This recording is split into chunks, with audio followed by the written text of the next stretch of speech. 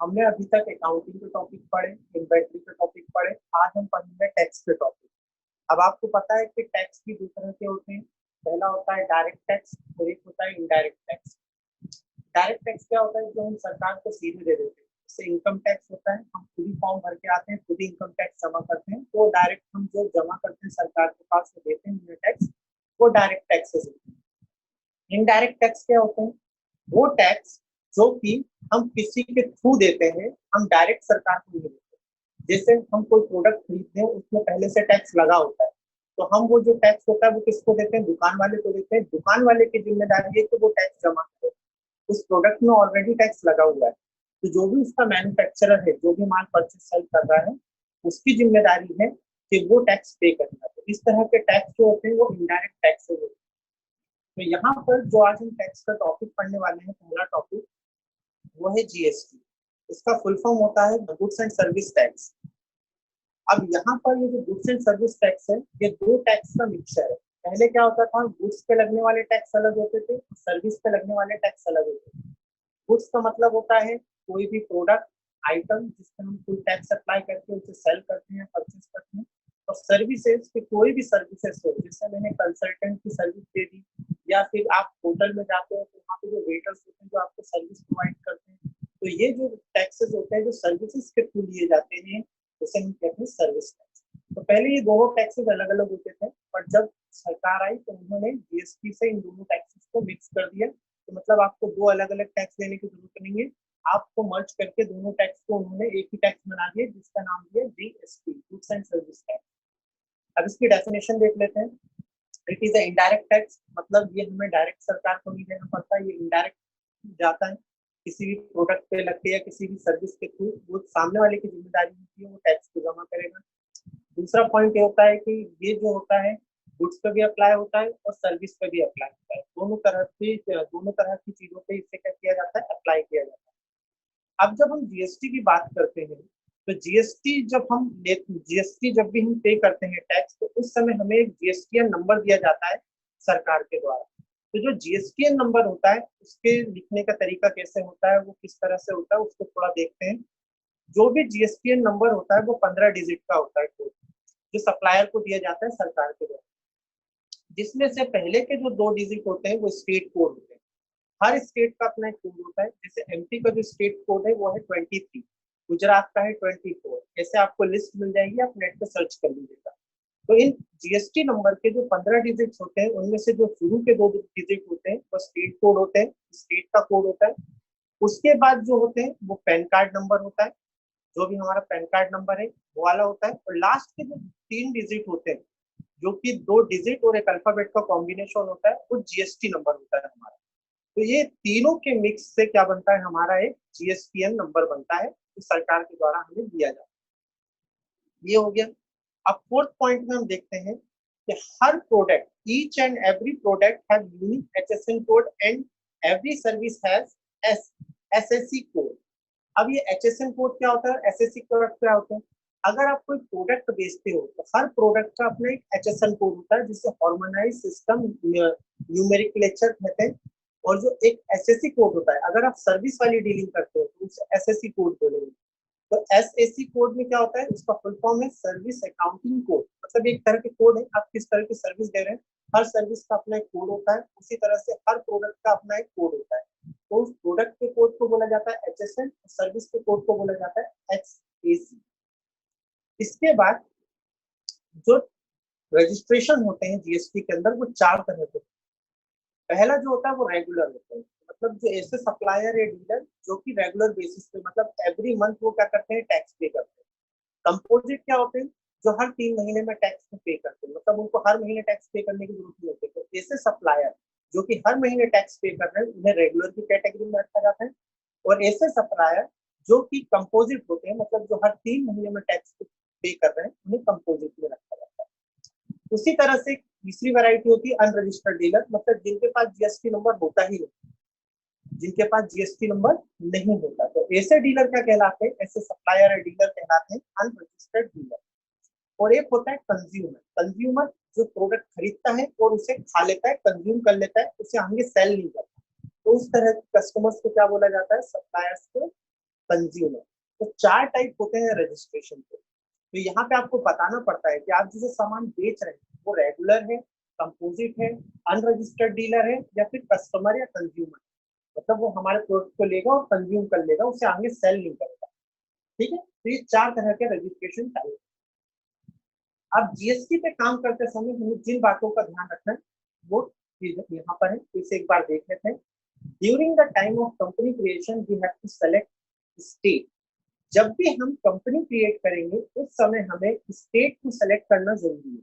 अभी तक क्या था, हम कंपनी क्रिएट करते थे, डायरेक्ट इंडिया ले लेते थे और कोई भी इंफॉर्मेशन फिल नहीं करते थे। बट अब अगर आप प्रॉपर जीएसटी पे काम करना चाहते हो तो आप कोई भी इंफॉर्मेशन भरे या ना भरे, कंट्री और स्टेट लेना जरूरी है। अगर आप स्टेट नहीं लेंगे तो आपका जीएसटी अप्लाई नहीं होगा। तो कंपनी बनाते समय स्टेट जरूर ले। दूसरा है जीएसटी इज एप्लीकेबल 1/7/2017। जो जीएसटी है वो 1/7/2017 से लागू हुआ है। तो अगर आप इसके प्रीवियस डेट में जीएसटी की एंट्री करेंगे तो वो कैलकुलेट नहीं करेगा, तो ये ध्यान रखिएगा। तीसरा पॉइंट है GST applicable from above tally version 6.0। जो टैली का 6.0 वर्जन है उसके बाद ही हम जीएसटी को अप्लाई कर सकते हैं, उनके पुराने वर्जन में जीएसटी की सुविधा उपलब्ध नहीं है। और फोर्थ पॉइंट है कि जब भी हम टैक्स अप्लाई करेंगे जीएसटी का, तो वहां पर हम कितने तरीके से टैक्स अप्लाई कर सकते हैं। कंपनी लेवल के आधार पर टैक्स अप्लाई कर सकते हैं, ग्रुप लेवल के आधार पर टैक्स अप्लाई कर सकते हैं, आइटम लेवल के आधार पर टैक्स अप्लाई कर सकते हैं, अकाउंट ग्रुप, लेजर और ट्रांजेक्शन के आधार पर क्या कर सकते हैं, टैक्स अप्लाई कर सकते हैं। हमें जो सीखना है वो केवल कंपनी लेवल पे सीखना है कि कंपनी लेवल पे जीएसटी को कैसे अप्लाई कर सकते हैं।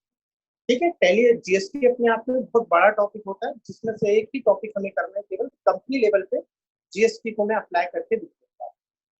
तो ये 4 चीजें आपको ध्यान रखनी है, ये नोट्स है। एक साथ के पहले की जो डेट्स होंगी उसके पहले जीएसटी अप्लाई होगा ही नहीं, आप करेंगे तो भी नहीं होगा। ठीक है, और टैली का 6.0 होना जरूरी है, तभी आप टैक्स अप्लाई कर पाओगे, जीएसटी नहीं तो नहीं कर पाओगे। कंपनी बनाते समय स्टेट लेना जरूरी होता है ना। चलिए अगला देखते हैं, अब इसे करेंगे कैसे। सबसे पहली स्टेप में जीएसटी के फीचर को एक्टिवेट करेंगे।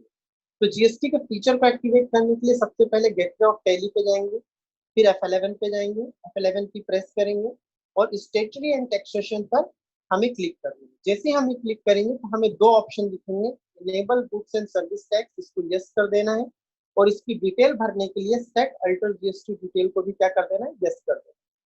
और यहाँ पे ये इंफॉर्मेशन दे देनी है कि आपकी जो कंपनी है वो कौन से स्टेट की है। तो मैंने जो एग्जांपल मिल लिया वो मध्य प्रदेश है। रजिस्ट्रेशन टाइप क्या है, आप रेगुलर कस्टमर हैं या कंपोजिट कस्टमर हैं। तो मैंने आपको यहाँ पे बताए थे कि कितने टाइप के रजिस्ट्रेशन होते हैं, तो आपको बताना है यहाँ पर। तो मैं रेगुलर हूँ, मैं एवरी मंथ क्या कर सकता हूँ, टैक्स पे करता हूँ, इसलिए मैंने रेगुलर डाला है। जीएसटी अप्लीकेबल फ्रॉम, मेरा जो जीएसटी है वो 1/7/2017 के बाद लागू होगा, तो आपको मैंने बता ही दिया ऊपर। अगर आप इस डेट को चेंज करना चाहें तो कर सकते हैं, मैंने ये डेट इसलिए लिखी है कि 2017 के बाद ही अप्लाई होगा जीएसटी, इससे पहले नहीं।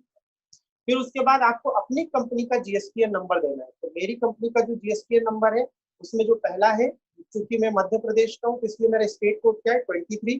फिर उसके बाद मेरा पैन कार्ड है। पैन कार्ड में पहले 5 अल्फाबेट होते हैं, 4 डिजिट होते हैं और उसके बाद एक अल्फाबेट होता है। ये पैन कार्ड का फॉर्मेट होता है। और उसके बाद ये जो लास्ट के 3 डिजिट हैं ये कहलाते हैं जीएसटीएन नंबर। तो ये मेरे कंपनी का जीएसटीएन नंबर है। उसके बाद मैं जो जीएसटी पे करता हूँ वो मंथली बेसिस पे करता हूँ, इसलिए यहाँ पे मैंने मंथली ले लिया। अब यहाँ पे क्वार्टरली भी आएगा, अगर आप देखेंगे अभी मैं चल के दिखाऊंगा तो। इसके बाद जो e-way bill applicable, e-way bill किसका होता है, जो ट्रांसपोर्टेशन होता है ना, ट्रांसपोर्ट वाले, उनके लिए होता है ईवे बिल। ये अभी सरकार ने 1-2 साल से कंपलसरी करके रखा है जब से जीएसटी आया है। तो जब भी हम 50,000 से ज्यादा का सामान किसी दूसरी जगह पे बेचते हैं तो हमें इसे ऑन रखना पड़ता है। और दूसरी चीज क्या होती है कि किलोमीटर 50 किलोमीटर से ज्यादा है तो उस पर भी हमें ईवे बिल अप्लाई करना। तो ये ट्रांसपोर्टेशन वालों के लिए है, तो इसको मैंने नोट करके रखा। ठीक है, ये ट्रांसपोर्टेशन के यूज में यूज होता है, मैंने आपको बता दिया है, बट ये ट्रांसपोर्टेशन में, तो इसे ऑप्शन को नो रखना है। उसके बाद एप्लीकेबल फ्रॉम इंटर स्टेट को भी क्या करना है, नो। मतलब आप इंटर स्टेट, अब बात आती है, एक होता है विद इन स्टेट में सेल और परचेस करते हैं और एक होता है इंटर स्टेट सेल और परचेस करते हैं। विद इन स्टेट क्या होता है कि हम जैसे एमपी में रहते हैं, तो एमपी में कौन कौन सी सिटी है? भोपाल, इंदौर, जबलपुर, उज्जैन, ये सिटीज है। तो अगर मैं एमपी में रहते हुए एमपी में मैं भोपाल से इंदौर माल दे रहा हूँ या सेल कर रहा हूँ या परचेस कर रहा हूँ, या फिर मैं भोपाल से उज्जैन में माल परचेस सेल कर रहा हूँ, मतलब एक स्टेट के अंदर ही जो भी हो रहा है परचेस और सेल, वो एक ही स्टेट के अंदर होता है, तो उसे बोलते हैं विद इन स्टेट, है ना। और दूसरा जो टैक्स होता है जो एक स्टेट से दूसरे स्टेट में होता है, जैसे मैं एमपी का रहने वाला हूँ तो मैं भोपाल सिटी में रहता हूँ, तो मैं एमपी से गुजरात में माल सेल कर रहा हूँ, सूरत वगैरह में कहीं पे, तो ये स्टेट क्या हो गई? चेंज हो गई। दोनों की सिटी और जो स्टेट है वो क्या है? चेंज। तो जब हम एक स्टेट से माल को दूसरे स्टेट में सेल या परचेस करते हैं तो उस समय हमें उसे इंटर स्टेट कहा जाता है। तो इंटर स्टेट की सुविधा आपके जीएसटी में हो या ना हो, इस ऑप्शन से आप इसे यस में कर सकते हैं। और उसके बाद जैसे ही आप करेंगे तो आपको एक ऑप्शन मिलेगा सेट अल्टर जीएसटी डिटेल, इसको भी यस करना है। अब यहाँ पे आपको अपने कंपनी में जो आप प्रोडक्ट बेचते हैं कंपनी में, है ना, उसकी डिटेल यहाँ पे देनी है। जैसे मेरी जो कंपनी है वो एक ही प्रोडक्ट पे डील करती है, कंप्यूटर डिवाइसेस या जो कंप्यूटर के जो पार्ट्स होते हैं उन्हीं पे डील करती है ना। मैं 10 प्रोडक्ट्स पे डील नहीं करता, मेरे कुछ स्पेसिफिक फील्ड्स हैं जो मैं करता हूँ। तो मैं किसका व्यापार करता हूँ? जैसे मैं यहाँ पे इलेक्ट्रॉनिक डिवाइसेस मैंने एग्जांपल लिया है, बट एग्जांपल मैंने दूसरी चीज ली है, उससे हम बाद में देखेंगे। तो जैसे मैं इलेक्ट्रॉनिक डिवाइसेस का यूज करता हूँ, है ना, और उसका जो एचएसएन कोड है वो 1234 है, अभी मैंने ऐसी दे दिया है, ठीक है। तो मैं इलेक्ट्रॉनिक डिवाइसेस पे डील करता हूँ। तो इलेक्ट्रॉनिक डिवाइसेस आपको पता ही है, बल्ब, ट्यूबलाइट, फैन वगैरह, ये सारी चीज। तो उनका जो एचएसएन कोड होता है, भी मैंने उसके लिए 1234 दे दिया। ये होता नहीं एक्चुअली, मैंने ऐसे दे दिया। अब इसमें जब भी आप पूछेंगे तो ये आपसे टैक्सेबिलिटी पूछेगा। तो टैक्सेबिलिटी भी तीन तरह की है, एग्जेम्प्ट, नील रेटेड और टैक्सेबल। एग्जेम्प्ट मतलब अगर आपके प्रोडक्ट में कुछ छूट वाले प्रोडक्ट्स हैं तो उसको आप एग्जेम्प्ट में रखें, अगर आप प्रोडक्ट पे छूट देते हैं। नील रेटेड मतलब क्या होता है? इस पे जीएसटी तो अप्लाई होगा पर वो 0%। कई प्रोडक्ट्स ऐसे होते हैं जिन पे जीएसटी अप्लाई होता है बट 0% होता है। जैसे आप ग्रोसरी वगैरह लेने जाते हैं रिलायंस फ्रेश वगैरह में, तो जीएसटी वहां लगा हुआ मिलता है बिल पे, वो 0% दिखाता है। तो ऐसे अगर आप प्रोडक्ट पे डील कर रहे हैं तो आप उससे नील रेटेड लेंगे। और टैक्सेबल मतलब ऐसे प्रोडक्ट जिन पे टैक्स लगाया जाता है, इसके लिए आप क्या लेंगे? टैक्सेबल। एग्जेम्प्ट यानी होती है छूट, नील रेटेड मतलब जीएसटी लगा है पर वो 0% है, और टैक्सेबल मतलब जीएसटी लगा हुआ है, उसका कुछ परसेंटेज आपको देना पड़ेगा सरकार। तो तीनों में से आप किस प्रोडक्ट पे डील कर रहे हैं, तो मैं टैक्सेबल ही उठाऊंगा। उसके बाद हमें टैक्स के टाइप दिए गए हैं। उसके बाद जैसे हम यहाँ पे इसको करेंगे तो यहाँ पे मुझे टैक्स के टाइप बता दो। तीन तरह के टैक्स होते हैं, इंटीग्रेटेड टैक्स, सेंट्रल टैक्स और स्टेट टैक्स, ठीक है। तो यहाँ पर मुझे इन तीनों को सेट कर लेना है। तो इंटीग्रेटेड टैक्स अगर आपने 18% दिया, सेंट्रल टैक्स और स्टेट टैक्स ऑटोमेटिकली 99% हो जाएंगे, ऑटोमेटिक हो जाएंगे, आपको कुछ करना नहीं पड़ेगा, ठीक है। तो यहाँ पर ये जो सेस होता है, सेस भी एक एडिशनल टैक्स है जो ऑप्शनल होता है, हर कहीं नहीं लगता है। जैसे आप देखते हैं कि पीएनजी कोई प्रोडक्ट भेजती है तो उसका कुछ शेयर जो होता है डोनेट करती है एजुकेशन में, या आंवला का एड आता है आंवला तेल का, तो इसमें क्या करते हैं कि अगर आप ये आंवले तेल खरीदेंगे तो इसका कुछ परसेंट इसमें डोनेट किया जाएगा, मतलब शिक्षा में बच्चों की, तो इसे बोलते हैं सेस। एडिशनल जो टैक्स होते हैं उसे सेस कहा जाता है, ठीक है। तो ये तीन चार तरह के टैक्सेस के टाइप्स है। तो सेस ज्यादा यूज नहीं होता, अगर आपके प्रोडक्ट पे सेस लगता है तो आप ले, नहीं लगता तो ना ले। मेन ये तीन होते हैं, इंटीग्रेटेड टैक्स, सेंट्रल टैक्स और स्टेट टैक्स। तो जब भी हम विद इन स्टेट सामान को सेल और परचेस करते हैं तो हमें दो टैक्स कैलकुलेट करने पड़ते हैं, सेंट्रल और स्टेट। और अगर हम स्टेट के बाहर सामान सेल और परचेस करते हैं तो हमें क्या यूज करना पड़ता है? Integrated tax. एक ही टैक्स लगेगा, दो टैक्स नहीं लगेंगे, है ना। तो ये ध्यान रखिए, अभी मैं आपको करके दिखाऊंगा तो समझ में। अब इसके बाद अगर आपको ये ऑप्शंस दिखाई नहीं देते हैं जब आप सेट अल्टर जीएसटी डिटेल करते हैं, तो F12 ऑन करके आप कॉन्फ़िगरेशन विंडो आ जाएगी आपके सामने, तो वहां से आप इन ऑप्शंस को चालू कर सकते हैं अगर दिखाई ना दे तो। अभी मैं आपको करके दिखाऊंगा। तो इस तरीके से आप पहली स्टेप में जीएसटी के फीचर को ऑन करेंगे, ये सारी डिटेल्स भरेंगे और उसको एक्सेप्ट करा लेंगे। अब दूसरी स्टेप में मैं लेजर क्रिएट करूंगा। लेजर में कैपिटल का लेजर होगा, एक बैंक का लेजर बना लीजिएगा, एक परचेस का लेजर, एक सेल्स का लेजर। ये सप्लायर वन क्या है और ये कस्टमर वन क्या है? वन मैंने केवल सुविधा के लिए रखा है, जो सप्लायर वन है ये विद इन स्टेट है, मतलब उसी स्टेट का है। और ये जो कस्टम सप्लायर भी और कस्टमर भी है ना, ये दोनों अदर स्टेट के हैं, मतलब दूसरी स्टेट के, इंटर स्टेट के, है ना। सप्लायर क्या होते हैं, जिनसे सामान परचेस करते हैं, कस्टमर जिनको सामान बेचते हैं। डन। तो यहाँ पर ये जो दोनों हैं, ये एक ही स्टेट के कस्टमर और सप्लायर हैं, जबकि नीचे वाले जो ये दोनों हैं, ये अदर स्टेट के कस्टमर और सप्लायर। तो इनको डिफरेंशिएट करने के लिए मैंने 1-1 और BB कर दिया है, बाकी इसमें कोई ऐसा नहीं। हाँ, अब यहाँ पे ध्यान ये रखना है कि जब भी आप सप्लायर और कस्टमर के लेजर बनाए, इनकी पूरी डिटेल दें, आधी अधूरी नहीं। जो उसका नाम है, जो उसकी स्टेट है, उसका GST नंबर क्या है, वो पूरा देना पड़ेगा, नहीं तो टैक्स कैलकुलेट नहीं होगा। तो ये ध्यान रखिएगा। तो सप्लायर का लेजर बनाते समय और कस्टमर का लेजर बनाते समय आपको इन चीजों का ध्यान रखना है कि सारी डिटेल फिल करनी है। अभी तक हम क्या करते थे, हम डिटेल फिल नहीं करते थे, हम डायरेक्ट एक्सेप्ट करा देते थे, केवल करके देखते थे। बट अगर आज से आप ऐसा नहीं करेंगे तो आप टैक्स कैलकुलेट नहीं कर पाएंगे। अगली चीज यहाँ पर है with in state. With in state, हाँ, जो दो हैं ये विद इन स्टेट के लिए हैं, मतलब उसी स्टेट के कस्टमर और सप्लायर हैं। और जबकि ये सप्लायर भी और कस्टमर भी हैं, ये इंटर स्टेट है, मतलब दूसरी स्टेट। इसके बाद मुझे जो टैक्सेस में लगाऊंगा उनके लेजर बनाने। तो जो IGST है, इसको एक जो इंटीग्रेटेड टैक्स मैंने ऊपर बताया था आपको, ये इंटीग्रेटेड टैक्स, उसी का नाम मैंने IGST कर दिया, integrated goods and service tax, IGST। फिर है CGST, सेंट्रल GST। और SCST, SGST, ये क्या है, स्टेट। स्टेट को दिए जाने वाला टैक्स, सेंट्रल को दिए जाने वाला टैक्स, और इंटर स्टेट पे अगर आप सेल और परचेस करते हैं तो जो टैक्स लगता है उसे IGST बोलते हैं। सेस बनाने की जरूरत नहीं है, अभी ऑप्शनल है। तो ये सारे लेजर्स आप खुद बनाएंगे, कैसे बनाएंगे मैं बता। बाकी आपको मैंने बता दिया, कस्टमर सप्लायर की डिटेल भरना जरूरी होता है। थर्ड स्टेप में अब हमें स्टॉक आइटम्स बनाने। आपको पता है स्टॉक आइटम्स कैसे बनाते हैं, आइटम ए, आइटम बी, आइटम सी। मैं ये नहीं बनाऊंगा कि कीबोर्ड, माउस, प्रिंटर, ये सारे आइटम्स बनाऊंगा एग्जांपल देकर। ये जस्ट एक एग्जांपल है कि आपको अब थर्ड स्टेप में क्या करना है, स्टॉक आइटम क्रिएट करना है। उसके बाद फोर्थ स्टेप में आपको एंट्री पास करनी है परचेस और सेल। आप जो भी सामान सेल कर रहे हैं या परचेस कर रहे हैं उनकी एंट्री करेंगे और उन पर टैक्स लगाएंगे। कैसे, अभी देखते हैं। और लास्ट स्टेप है रिपोर्ट देखना। अब आपको देखना है कि आपका टैक्स कितना बना है। आपने 10 बार सामान खरीदे, 10 बार सामान बेचे, तो जो भी टैक्स बनेगा वो आप बैलेंस शीट में जाके देख सकते हैं, ड्यूटी एंड टैक्सेस के अंदर, कि आपको सरकार को कितना देना है। डन।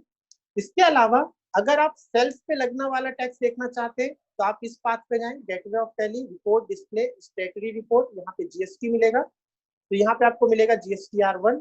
तो ये किसके लिए होता है, सेल्स टैक्स देखने के लिए।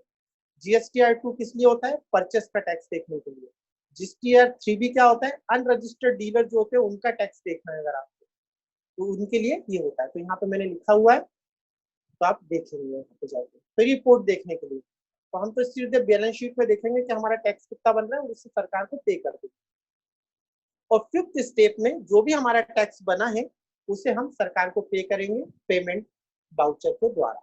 अब पेमेंट वाउचर के द्वारा सबसे पहले आपको उसको सिंगल एंट्री मोड में कन्वर्ट करना है, और वहां पे अल्टर एस प्रेस करेंगे तो डायरेक्ट GST का ऑप्शन आएगा। और जैसे आप GST का ऑप्शन लेंगे तो ऑटोमेटिकली सारी डिटेल ऑटोमेटिक फिल हो जाएंगी, आपको कुछ करने की जरूरत नहीं रहेगी, और कंट्रोल ऐसे आप वो टैक्स पे कर देंगे। तो ये जो 5 स्टेप है, ये 5 स्टेप में पूरा काम होगा हमारा GST का। पहली स्टेप में हम फीचर को एक्टिव करेंगे और सारी डिटेल्स देंगे। दूसरी स्टेप में लेजर्स बनाएंगे। तीसरी स्टेप में स्टॉक आइटम। चौथे में हम परचेस और सेल की एंट्री करेंगे। और पांचवे में रिपोर्ट देख सकते हैं। और फिफ्थ में रिपोर्ट देखने के बाद जो भी हमारा टैक्स बना है उसे पेमेंट वाउचर के थ्रू पे कर सकते हैं। तो टोटल ये हमारे पास ये है। इसके लिए मैंने जो एग्जाम्पल सेट किया वो ये वाला है, तो इसे देख लीजिए, फिर मैं आपको करके दिखाता हूँ। मैं यहाँ पे 2 स्टेट बनाई है। पहला स्टेट है मध्य प्रदेश, दूसरी स्टेट है गुजरात। जो मध्य प्रदेश का स्टेट कोड है वो है 23 और गुजरात का है 24। तो GST नंबर देते समय ध्यान रखें, है ना, नहीं तो वो अच्छे से अगर आप GST नंबर नहीं लेंगे तो भी टैक्स कैलकुलेट नहीं होता, बहुत दिक्कत होती है। एकदम प्रॉपर GST नंबर होना चाहिए। अब यहाँ पर जो मैं कंप्यूटर के पार्ट्स या इलेक्ट्रॉनिक डिवाइसेस पे काम करता हूँ उसका जो HSN कोड होता है वो 8471 होता है।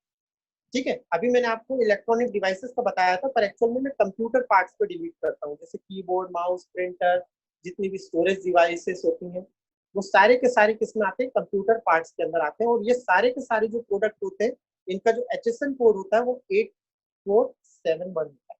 और इन पे कितने % GST लगता है, 18%। ऐसे आपको सारे प्रोडक्ट के मिल जाएंगे अगर आप नेट पे देखेंगे, है ना, ये सही है एकदम। अब दूसरे में, अब यहाँ पे हम एग्जांपल करके देखेंगे। सबसे पहले हम कीबोर्ड परचेस करेंगे, 600 कीबोर्ड, 100 कीबोर्ड 600 रुपए के हिसाब से। किससे परचेस करेंगे, सप्लायर वन। और सप्लायर वन कहाँ का है, मध्य प्रदेश का। ये केवल मैंने लिखा है आपके पहचानने के लिए। और जब हम सप्लायर से परचेस करेंगे तो हमें 2 टैक्सेस लगाने हैं, CGST और SGST। तो जब भी हम विद इन स्टेट सामान को सेल और परचेस करते हैं तो 2 टैक्स लगते हैं, CGST और SGST। अब मैंने यहाँ से सामान परचेस किया सप्लायर बी से, जो कि गुजरात का है। तो गुजरात का है तो इस पे कौन सा टैक्स लगाऊंगा, IGST, क्योंकि ये दूसरे स्टेट का है। तो यहाँ पे CGST और SGST नहीं लगाते, सीधे हम IGST ही लगाएंगे। उसके बाद हम सामान को सेल भी कर रहे हैं। हमने 100 क्वांटिटी, हमने यहाँ पे 600 की परचेस करी और 700 में बेच रहे हैं विद इन स्टेट।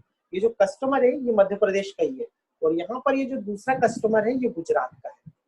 तो यहाँ पर हम जो सेल कर रहे हैं वो इंटर स्टेट को भी कर रहे हैं और विद इन स्टेट भी सेल कर रहे हैं, और परचेस भी क्या कर रहे हैं, विद इन स्टेट और अदर स्टेट से।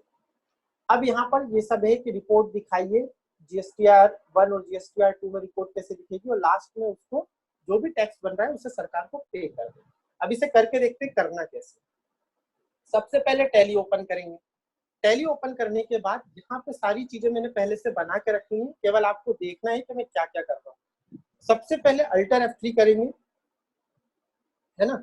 और यहाँ पे जैसे मैं ये कंपनी बंद कर देता हूँ जो मैंने बनाई थी। सबसे पहले आप यहाँ पे आएंगे, सेलेक्ट कंपनी करेंगे। सेलेक्ट कंपनी करने के बाद, क्योंकि कंपनी में ऑलरेडी बना चुका हूँ इसलिए मैं सेलेक्ट कंपनी कर रहा हूँ, आप क्रिएट करेंगे न्यू कंपनी। अब यहाँ पे मैंने IT सॉफ्टवेयर सोल्यूशन नाम से कंपनी बनाई है, ये वाली। इसको मैंने एंटर किया, ये कंपनी ओपन हो गई।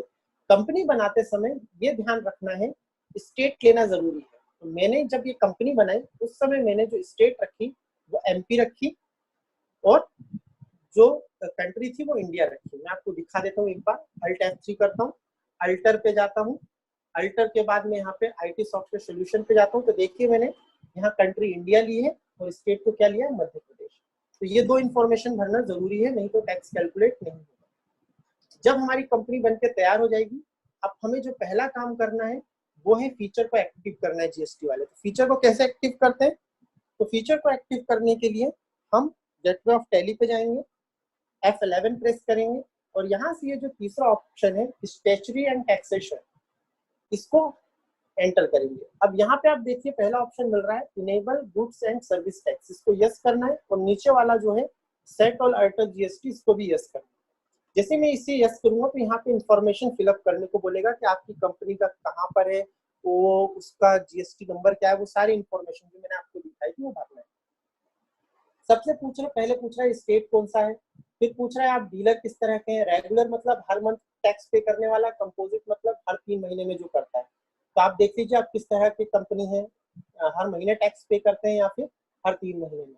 उसके बाद टैक्स कब से लगना चालू हुआ है, 1 अप्रैल 2019 से। आपका GSTN नंबर क्या है आप वो दें। आप मंथली टैक्स पे करेंगे या फिर क्वार्टरली हर 3 महीने में पे करेंगे वो बताएं। और यहाँ पर एंटर करके सेट अल्टर और GST डिटेल पे आके इस ऑप्शन को यस करें। यहाँ पर अब आप आपको जिस प्रोडक्ट पे डील कर रहे हो उसकी इंफॉर्मेशन दे दी है। तो यहाँ पे मैं कंप्यूटर पार्ट्स पे डील कर रहा हूँ, तो मैंने यहाँ पे दे दिया कंप्यूटर पार्ट्स। इस कंप्यूटर पार्ट्स का जो HSN कोड होता है वो 8471 होता है, और इस पे जो लगने वाला टैक्स है वो 18% है। तो जैसे मैं 18% दूंगा तो 99 ऑटोमेटिक आ जाएगा, आपको कुछ देने की जरूरत नहीं है। बाई चांस आपको ये ऑप्शंस दिखाई नहीं देते तो आप इसी स्क्रीन पे आप F12 प्रेस करें, और यहाँ पर allow HSN and SSC code, इसको यस कर लें। और यहाँ पे शो ऑल GST टाइप, इसको भी यस कर लें। तो आप जैसे इन दोनों ऑप्शन को यस करेंगे, कभी कभी किसी के ऑफ होते हैं तो दिखते नहीं है, तो ये F12 करके आप उसे कॉन्फ़िगर कर लें। और ये सारी डिटेल देने के बाद, मतलब मैं कंप्यूटर पार्ट्स पे डील करती है मेरी कंपनी, जिसपे 18% टैक्स होता है, जिससे सेंट्रल को मुझे 9% और स्टेट को 9% जाता है। ठीक है, अब इसको मैंने एक्सेप्ट करा दिया। ये पूरी डिटेल भरने के बाद इस कंपनी को एक्सेप्ट करा दिया। ये ऑलरेडी मैंने पहले से बनाई हुई है ताकि दिक्कत ना हो। उसके बाद सेकंड स्टेप में मुझे लेजर क्रिएट करना है, तो gateway of Tally, account info, ledger. अब चूंकि मैं लेजर बना चुका हूँ तो अल्टर करके आपको दिखा देता हूँ कि मैंने क्या क्या बनाया। अल्टर पे गया, सबसे पहला जो लेजर बनाया मैंने कस्टमर 1, ये मेरे स्टेट का एमपी का ही कस्टमर है। देखिए जब मैंने इसकी डिटेल भरी तो यहाँ मैंने कस्टमर को अडेप्टर लिया, इसके बिल बाय बिल को इसकी, और यहाँ देखिए इसकी मैंने पूरी डिटेल भरी है कि कस्टमर का नाम क्या है, कस्टमर कौन सी कंट्री का है, कौन से स्टेट का है, कौन सा पिन कोड क्या है, उसका जो पैन नंबर है वो क्या है, उसका जो जीएसटी नंबर है वो क्या है, ये रेगुलर है, कंपोजिट है, किस तरह का डीलर है, उसका जीएसटी नंबर क्या है, ये पूरी इंफॉर्मेशन भरने के बाद इस स्क्रीन को एक्सेप्ट करा दिया। उसी तरह से मैंने कस्टमर भी बनाया, ये जो कस्टमर है ये दूसरे स्टेट का है, तो यहाँ पे देखिए इसकी जो मैंने स्टेट दी है वो है गुजरात, बाकी डिटेल मैंने उसकी डाली है पूरी, उसका जीएसटी नंबर, वो किस तरह का डीलर है वगैरह वगैरह। इसी तरह से मैंने एक लेजर बनाया सप्लायर का, सप्लायर जिनमें से मैं सामान परचेस करूंगा, तो ये सप्लायर भी दूसरे स्टेट का है, गुजरात का, यहाँ पे आपको दिख रहा होगा गुजरात, और यहाँ पर ये जो सप्लायर है, सप्लायर वो ये हमारे ही स्टेट का है, मध्य प्रदेश, क्योंकि मेरी कंपनी मध्य प्रदेश की है, आपने अगर ध्यान दिया हो तो सप्लायर वन भी क्या है, मध्य प्रदेश का। तो ये दो सप्लायर बना लिए और दो कस्टमर बना लिए। इसके बाद अगले जो मैंने लेजर बनाए वो बनाए परचेस और सेल्स के। तो जब मैं परचेस का लेजर बनाऊंगा तो यहाँ परचेस अकाउंट रखूंगा, इन्वेंटरी वैल्यू अफेक्टेड को यस रखूंगा, यहाँ पे ध्यान रखना इस जीएसटी एप्लीकेबल को यस रखना है, मतलब यहाँ पे एप्लीकेबल रखना है, नॉट एप्लीकेबल नहीं रखना है, एप्लीकेबल, और यहाँ पे टाइप्स ऑफ सप्लाई को गुड्स रखना है, क्योंकि हम जो भी परचेस और सेल करेंगे वो गुड्स होगा, और इसको एक्सेप्ट करा देना। इसी तरह से हम सेल्स पे जाएंगे, सेल्स में भी ये ध्यान रखना है, यहाँ पर जीएसटी एप्लीकेबल को यस रखें और टाइप्स ऑफ सप्लाई में गुड्स रखें, और इसको यस करवा दें।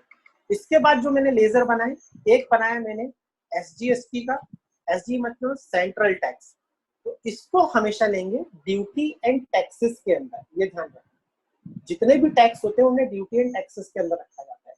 तो एसजीएसटी जो टैक्स है वो स्टेट का टैक्स है, और जैसे ही मैं एंटर करके आऊंगा तो यहाँ पे लेना है मुझे जीएसटी, और यहाँ पे मुझे बताना है कि किस तरह का टैक्स है। तो ये जो एसजीएसटी है ना, ये एक्चुअल में सेल्स टैक्स है, तो मैंने सेल्स टैक्स ले लिया, और यहाँ पे कुछ भी करने की जरूरत नहीं है, और इसको मैंने एक्सेप्ट करा दिया।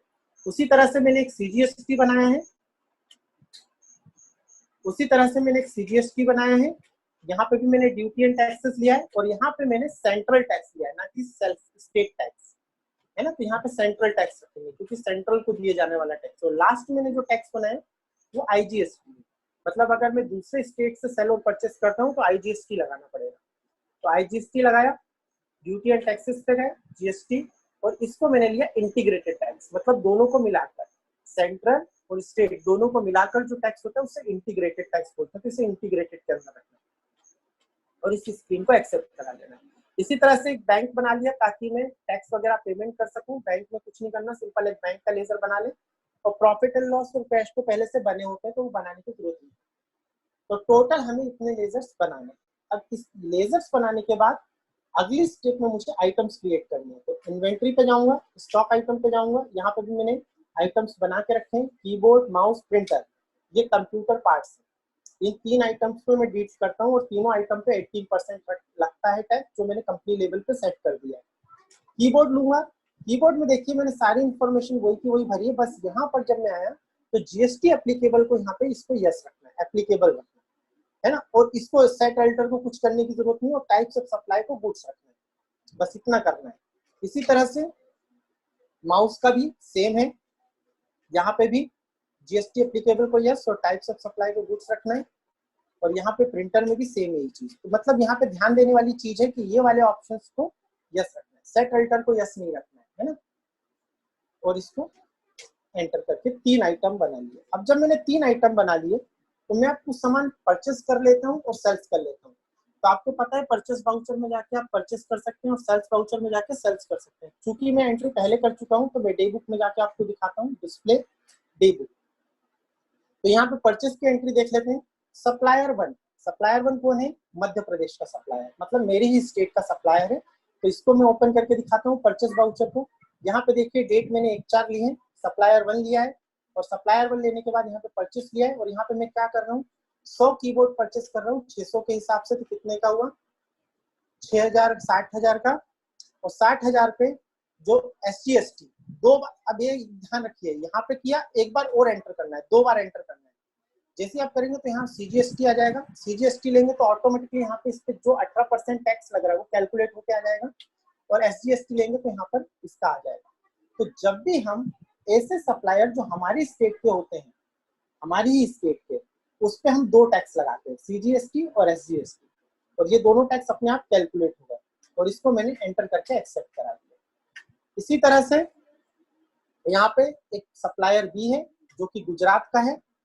इसको जब मैंने सामान बेचा, तो सामान बेचने की प्रोसेस आपको पता है, 100 कीबोर्ड बेचे 600 रुपए के हिसाब से, पर इस पे जो मैंने, तो सॉरी बेचे नहीं, परचेस किए, मैंने यहाँ पे 100 कीबोर्ड परचेस किए 600 रुपए के हिसाब से, टोटल 60,000, और यहाँ पे जो लगने वाला टैक्स है वो IGST है। IGST क्यों है? क्योंकि ये दूसरे स्टेट का है, तो इस पर टोटल 18% लगा, है ना। जब हम विद इन स्टेट सेल और परचेस करते हैं तो CGST IGST, और outside of the state sale और परचेस करते हैं तो केवल IGST, और इसको एंटर करके एक्सेप्ट करा लिया। ये हो गई मेरी परचेस की एंट्री, मतलब मैंने 200 क्वांटिटी में सामान परचेस कर लिया। अब कस्टमर ए, ये मेरी स्टेट का MP का कस्टमर है, जब मैं इसे सामान बेच रहा हूँ, मैंने 100 बेचे, 600 में खरीदे थे, 700 के हिसाब से बेच दिए, तो 70,000 का बिल बना, और इस पे जो CGST और SGST जो टैक्स लगा तो 6,300 लगा। तो यहाँ पर मैंने सेल कर दिया, और उसके बाद यहाँ पर जो कस्टमर भी था जो कि गुजरात का है, उसे भी मैंने सामान सेल कर दिया सेम प्रोसेस से, इसको भी मैंने एक्सेप्ट करा लिया, और इसको IGST टैक्स लगाकर इसको मैंने अप्लाई कर दिया। तो इस तरीके से मैंने सेल भी कर दिया और परचेस भी कर दिया, ठीक है। जो भी मेरे प्रोडक्ट्स थे, सेल परचेस करना आपको आता है, मैंने केवल आपको दिखाया, ठीक है। अब इसकी रिपोर्ट कहाँ आएगी? वो यहाँ आएगी बैलेंस शीट में, कि आपको कितना टैक्स देना है। तो गेटवे ऑफ, तो टैक्स देखने के लिए gateway of tally, balance sheet, alter F1, तो यहाँ पे देखें आपको मिलेगा ड्यूटी एंड टैक्सेस। तो ड्यूटी एंड टैक्सेस आपको जो सरकार को देना है वो कितना देना है? 3600 रुपए आपको देना है। क्रेडिटर मतलब जिससे हमने सामान परचेस किया उसको इतने रुपए देने, और टैक्स कितना देना है सरकार को? 3600 रुपए। जो भी प्लस माइनस होके टैक्स बना है वो 3600 रुपए है जो हमें सरकार को देना है। अब ये सरकार को टैक्स देंगे कैसे? तो देने के लिए हमें जाना पड़ेगा पेमेंट वाउचर में। तो कहाँ जाते हैं हम? Gateway of tally, accounting voucher, F5, तो पेमेंट वाउचर आ जाएगा। जिस डेट पे आप दे रहे हैं टैक्स वो डेट ले लें, तो मैं अभी 1/4 ही रख रहा हूँ। अब यहाँ पे ध्यान रखना, आपको F12 करना है, और यहाँ पर ये जो सिंगल एंट्री मोड वाला ऑप्शन है, second option use single entry mode, इसको यस कर देना। जैसे मैं इसे यस करके कंट्रोल S एक्सेप्ट करूंगा तो देखिए यहाँ पे कुछ इस तरह का पेमेंट का प्रीव्यू आ रहा है। अब वो पहले पूछ रहा है कि कहाँ से आप पेमेंट करना चाहते हैं, तो बैंक से करना चाहते हैं या कैश के थ्रू पेमेंट करना चाहते हैं टैक्स की, तो वो आपको यहाँ पे लेना है।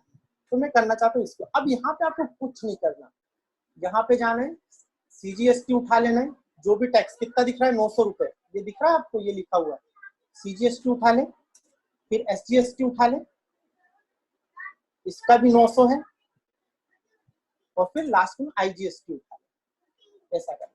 तो IGST कितना है? 1800 रुपए। वो अमाउंट डालते जाए, वो ऑटोमेटिकली देखो यहाँ पे टैक्स ऑटोमेटिक आ गया, ठीक है। आपको तीनों टैक्स उठा लेना, CGST, और जो अमाउंट यहाँ दिख रहा है उसको यहाँ पे फिल करते जाना, तो जो भी आपका टैक्स बन रहा होगा वो यहाँ पे दिखाई देगा। तो 3600 रुपए मैंने आपको टैक्स दिखाया था अभी बैलेंस शीट में, देखिए यहाँ पे 3600 रुपए दिखा रहा है। इसको एंटर करके एक्सेप्ट करा लेना, और एक्सेप्ट मैं बैंक से कर रहा हूँ तो चेक की डिटेल डाल के इसको यस कर देना। अब आप देखेंगे बैलेंस शीट पे जाके, तो यहाँ पर आपको ड्यूटी एंड टैक्सेस के अंदर कोई भी अमाउंट नहीं दिखेगा, क्योंकि वो मैं सरकार को पे कर चुका हूँ, जो 3600 रुपए था।